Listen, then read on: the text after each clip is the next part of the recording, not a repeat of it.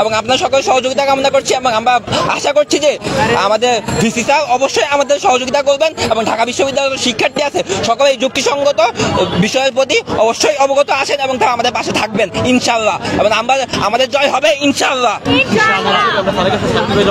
আর হচ্ছে আমরা এক্ষুনি ঢাকা বিশ্ববিদ্যালয় ভিসি স্যারের কাছে স্মারকলিপি জমা দিতে যাব এবং স্যারকে আমাদের অবশ্যই কিছু সময় দিতে হবে। আমরা চেষ্টা করবো যত স্বল্প সময়ের মধ্যে এই কার্যক্রম শেষ করা যায় আমরা সেটা করব এবং এর স্যারের ঘোষণার ভিত্তিতে স্যারের সিদ্ধান্তের ভিত্তিতে আমরা হচ্ছে আমাদের পরবর্তী কার্যক্রম ঘোষণা করব। এই আমরা এখন ভিসি স্যারের কাছে যাব। ধন্যবাদ। ভাই আপনাদের আর কোনো কোশ্চেন আছে?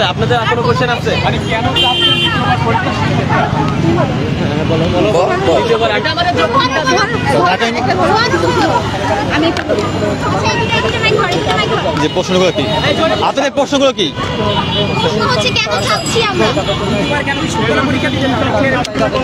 আমরা জানি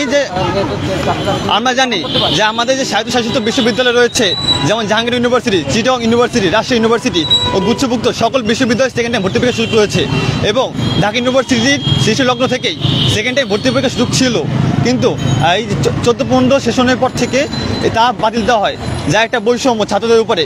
আমাদের ছোটবেলা থেকে শেখানো হয়েছে একবার না পেরে দেখা শতবার, তাহলে কেন একবার সুযোগ দেওয়া হচ্ছে আমাদেরকে? একটা স্টুডেন্টের প্রথমবার সমস্যা হতেই পারে, তার যে কোনো ধরনের প্রাকৃতিক দুর্যোগ শিকার হতেই পারে সে পরীক্ষা দেরি করে পৌঁছেছে, নানা সমস্যা হতে পারে। এর জন্য আমরা মনে করি এটা একটা বৈষম্য যে স্টুডেন্টকে একবার সুযোগ দেওয়া।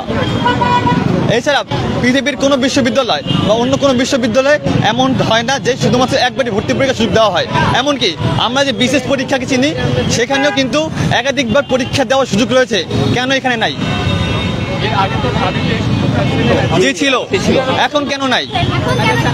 ফ্যাসিবাদী এই সরকারের পতনের কারণে যে বৈষম্য বিরুদ্ধে আমরা জানি যে ফ্যাসিবাদী সরকারের দোসররাই এটা অবসান ঘটিয়েছিল, তারা সিট বাণিজ্য বন্ধ করার নামে এবং সিটের দাম বাড়ানোর জন্য এই কাজটা করেছিল। তো আমরা এটাও অবসান ঘটাতে চাচ্ছি। আমরা চাচ্ছি যাতে প্রত্যেকটা মানুষ তাদের অধিকার ফিরে পায় এবং তারা একটা সুযোগ তো সবাই চায়, সুযোগ কি সবার অধিকার না?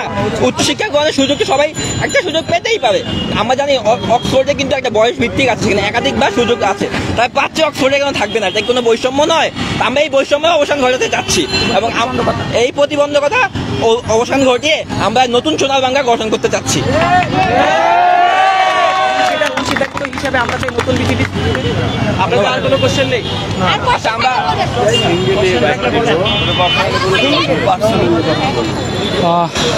আমরা ঠিক যেমনটা শুনছিলাম রাজু ভাস্কর্য থেকে, এখানে আন্দোলনকারী যেসব শিক্ষার্থী রয়েছেন তারা দাবি তুলেছেন। আমি যদি আর একটু সরাসরি দেখানোর চেষ্টা করি, একজন শিক্ষার্থী বোন এখন তার দাবি দেওয়া উপস্থাপন করবেন। আমরা চলে যাচ্ছি সরাসরি শিক্ষার্থী বোনের কাছে।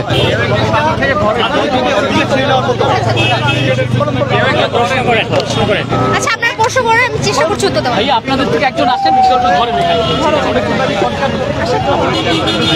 প্রশ্ন করেন। আপনার আচ্ছা একটু ক্লিয়ারলি বলে, শুনতে পাচ্ছি না।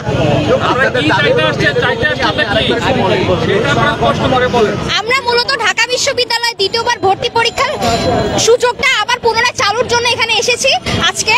যেহেতু এটা 2014-15 সাল থেকে আমাদের 27তম উপাচার্য তার আমল থেকে এটা বন্ধ করে দেওয়া হয়েছে এবং বিভিন্ন অযৌক্তিক কারণ দেখিয়ে আমাদের এই ভর্তির সুযোগটা তারা বাতিল করে দেয়। তারপর আমাদের অনেক সিনিয়র এখানে তারা আন্দোলন করে, কিন্তু আমাদের এই আন্দোলন যৌক্তিকতা থাকা সত্ত্বেও তারা আমাদের আন্দোলনটাকে ফ্যাসিবাদী সরকারের প্রেক্ষিতে, তাদের হয়তো কোনো এখানে হাত রয়েছে, সেই প্রেক্ষিতে তারা আমাদের এই দাবিটাকে তুলে ধরে না। তারপর তারা আমাদের দাবিটাকে অযৌক্তিক বলে তারা এখনো পর্যন্ত এটা নিয়ে উপহাস করতে থাকেন। তাই আমরা চাচ্ছি এই উপহাসটা বন্ধ করে, যেহেতু ফ্যাসিবাদী সরকারের নিরসন ঘটেছে, এখন আমরাও চাই ফ্যাসিবাদের বৈষম্যটা আমরা নিরসন করতে। আমরা এই বিষয়ে অবগত হয়েছে যে বিদেশেও আমাদের অনেক বড় বড় বিশ্ববিদ্যালয় সেকেন্ড টাইম রয়েছে।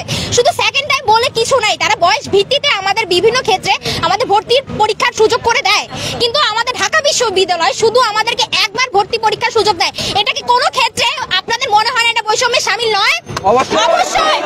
অবশ্যই এটা বৈষম্যের শামিল। তো আমরা এই বৈষম্যের বিরুদ্ধে লড়াই করতে চাই। যেহেতু বৈষম্যের বিরুদ্ধে লড়াই করে আমরা দেশকে স্বাধীন করেছি, 15 দিনে আমরা দেশকে স্বাধীন করেছি, তাহলে আমরা কেন এই বৈষম্যের শিকার হবে ঢাকা বিশ্ববিদ্যালয় থেকে? ঢাকা বিশ্ববিদ্যালয় কেন বৈষম্য এখনো রেখে দিয়েছে? যেখানে ঢাকা বিশ্ববিদ্যালয় থেকে শুরু হয়েছে বৈষম্য